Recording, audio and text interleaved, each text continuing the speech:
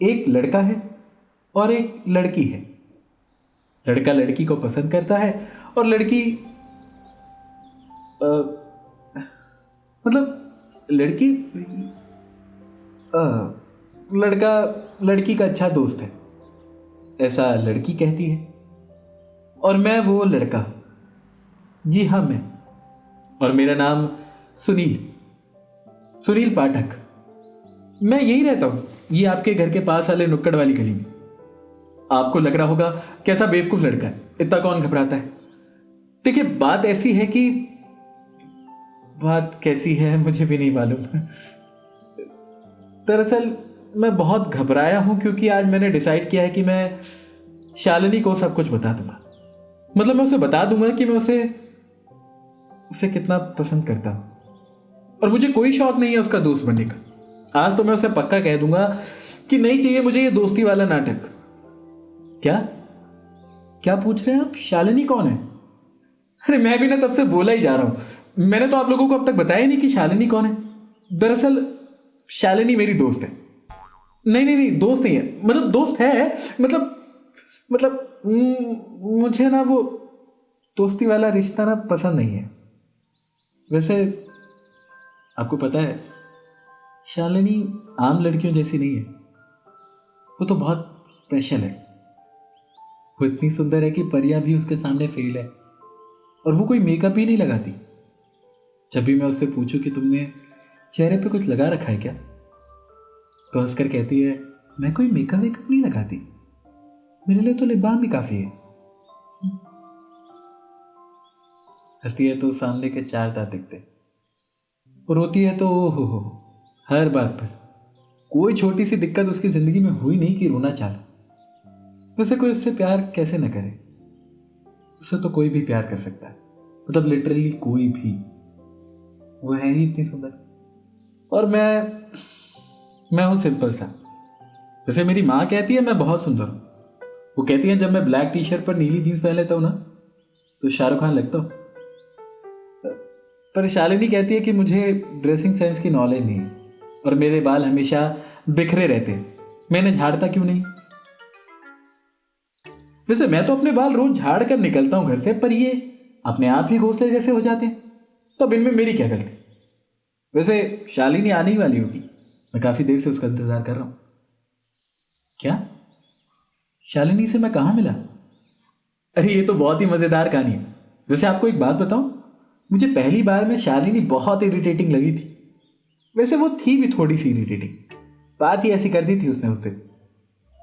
दरअसल मैं अपने कजिन के घर पर जा रखा था उसके बर्थडे में, वो भी वहां रखी थी। वो मेरे कजिन की दोस्त की बहन है। वैसे तो उसके भाई को भी मैं जानता था, पर कुछ खास मेल जोल नहीं था। मतलब जानते थे एक दूसरे को बहुत पहले से, पर ऐसी कोई दोस्ती नहीं थी। शालिनी वहां किसी काम से आई थी, उसने अभी अभी कॉलेज कंप्लीट किया था और वो यूपीएससी के लिए अप्लाई करने वाली थी। मेरा ध्यान शालिनी पर कुछ खास गया नहीं था उस समय तक कि तभी मेरा भाई आया और उसने कहा अरे सुनील भैया लिख देंगे ना शालिनी का एप्लीकेशन।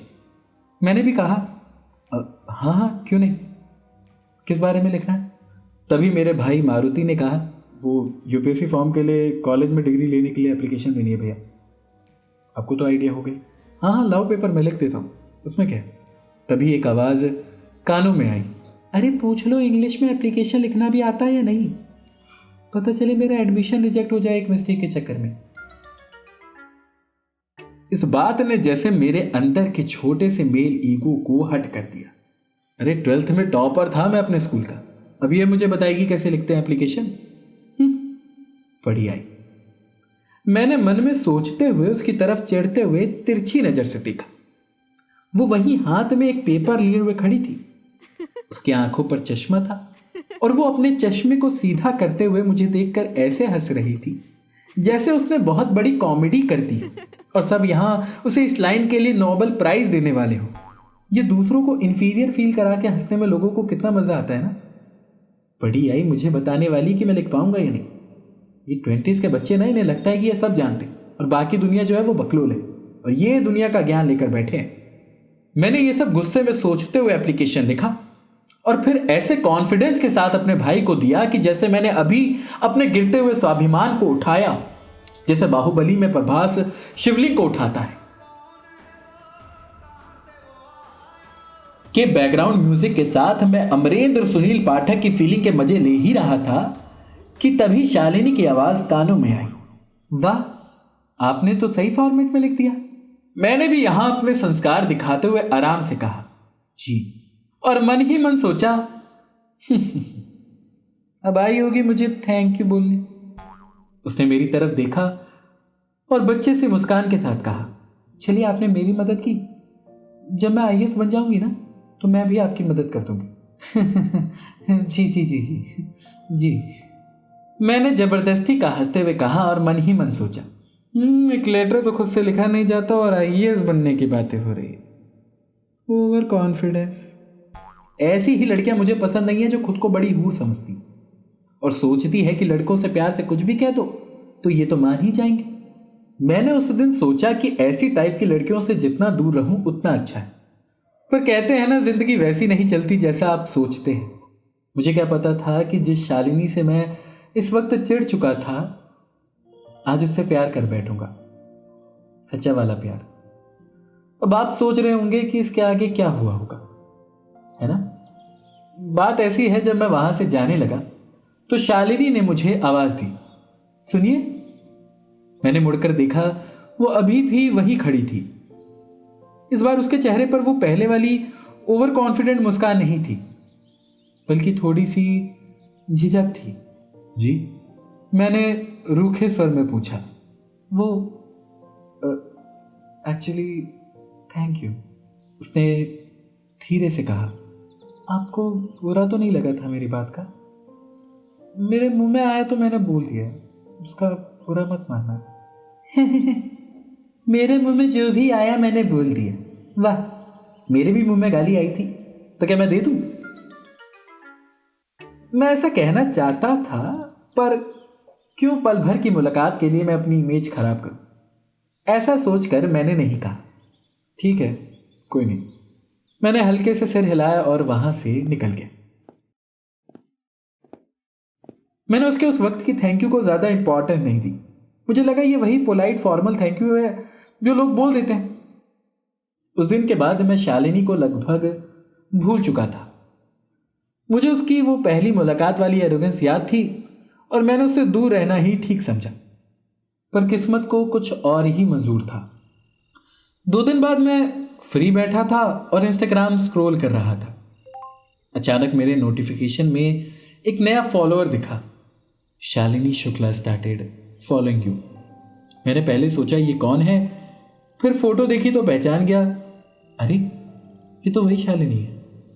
उसके बायो में लिखा था kindness is my super power, जिसे पढ़कर मेरी हंसी छूट गई। मैंने उसकी प्रोफाइल खोली। बहुत ज़्यादा पोस्ट नहीं थे, कुछ कॉलेज के दोस्तों के साथ, कुछ मोटिवेशनल कोट्स और एक दोस्त की फैमिली फोटोज। थोड़ी देर बाद मेरे फ़ोन पर एक और notification I, Shalini Shukla and 46 others liked your photos. Shalini Shukla and 23 other liked your photos. Shalini Shukla and 19 other liked your reel. ऐसे करते करते कुल 23 नोटिफिकेशंस आई थी। और वो तो अच्छा है मैंने और फोटोज नहीं डाली थी, वरना पता चलता कि आज तो मेरा लाइफ टाइम का नोटिफिकेशन एक ही दिन में आ जाता। होती होगी ऐसे लाइक करने की कोई प्रथा, मुझे इसके बारे में कुछ ज़्यादा पता नहीं था और मैंने भी खासा ध्यान नहीं दिया और सीधा होम टैब पर आया। वो कहते हैं ना, जब काल मनुष्य पर छाता है तो पहले विवेक मर जाता है। तो मुझे लगता है कि मेरा भी विवेक शायद उस समय मर गया था और मेरा हाथ स्टोरी टैब पर चला गया और दूसरे ही टैब पर मैंने शालिनी की स्टोरी देखी, जिस पर एक बहुत ही अच्छा कोट लिखा हुआ था, be kind even to rude people because it's about you not them. और इस लाइन को पढ़ते ही मेरे ओवर थिंकिंग दिमाग ने एंट्री मार ली। अब आप ही बताइए, ऐसे कोट पढ़ने के बाद क्या मैं उसे इग्नोर कर पाता? नहीं ना। मेरे दिमाग में भी यही बात चलने लगी और मैंने सोचा कि बेचारी को क्या लगेगा कि बड़ा आया रूठा, खुद को समझता क्या है। फिर मेरे दिमाग में आया कि कहीं मैंने उसकी सारी फोटोज लाइक कर दी तो वो मुझे स्टॉकर ना समझने लग जाए।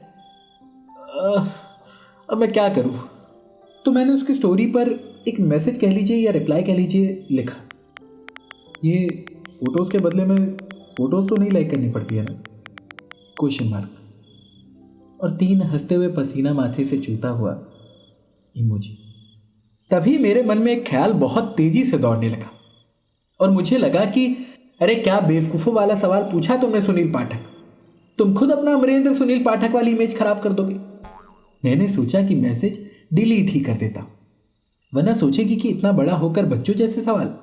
मैंने डिलीट करने के लिए चैट खोला ही था कि तभी मैसेज पलक झपकते ही कब सेंड से सीन हो गया पता ही नहीं चला और मेरे होश उड़ गए। अब मेरी नज़रों के आगे 3 डॉट तैर रहे थे, जिसका मतलब था कि वो कुछ लिख रही थी।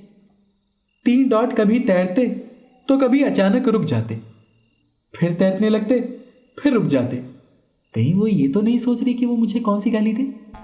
मेरा बेचारा मन यही सवाल सोच रहा था कि तभी शालिनी का 1 मिनट दीजिएगा, 1 मिनट। हाँ अच्छा अच्छा ठीक है। नहीं नहीं नहीं, हाँ हाँ हाँ ठीक है हाँ। वो शालिनी का फ़ोन था। वो कह रही है कि वो आज मुझसे मिल नहीं पाएगी क्योंकि उसके घर पर रिश्तेदार आ रखे हैं। तो कह रही है कि वो कल मुझसे मिलेगी। चलिए मैं भी चलता हूँ, मेरा मूड भी थोड़ा ख़राब हो गया। मैं आपसे यहीं मिलता हूँ कल आऊँगा ना। शालिनी का इंतज़ार करते हुए फिर बताऊँगा आपको कि क्या हुआ था उस दिन।